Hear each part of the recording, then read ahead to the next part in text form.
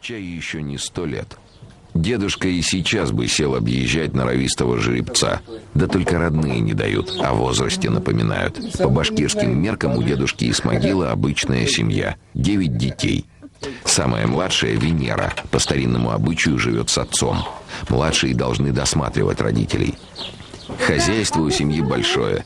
Кобылы, жеребята, причем как свои, так и колхозные. Семья из поколения в поколение занимается производством кумыса. Кумысный период недолгий, примерно с конца весны до начала осени. Это время, когда кобылы приносят жеребят, только тогда они дают молоко. Доить кобылу как корову круглый год невозможно. Молодец. Доят кобылу каждые 2 часа. Кумыс делают вручную, в липовой бочке. В ней всегда есть немного закваски. Ее рецепт каждая хозяйка держит в секрете, потому что именно от закваски зависит вкус напитка. В бочку в течение дня подливают молоко и каждый раз взбивают деревянным верхушком. Так делали сотни лет назад прадеды, и лучшего способа сделать кумыс вряд ли человечество придумает.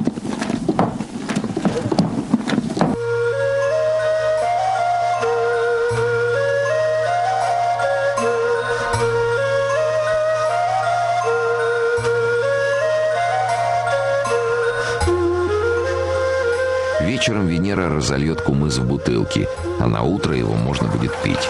О лечебных свойствах напитка известно с давних времен. Еще до революции в Башкирии организовали первые кумысолечебницы. Поправить здоровье на Урал приезжали все известные личности.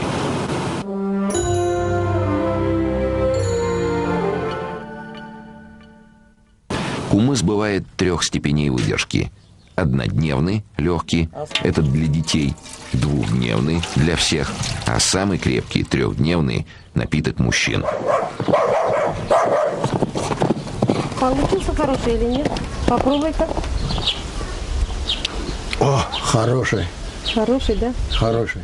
Почти в каждой деревенской семье есть хотя бы один долгожитель. Отчасти секрет кроется в кумысе, но все же не в нем одном. Есть у башкир еще рецепты долголетия. Вон, ты тоже попробуй.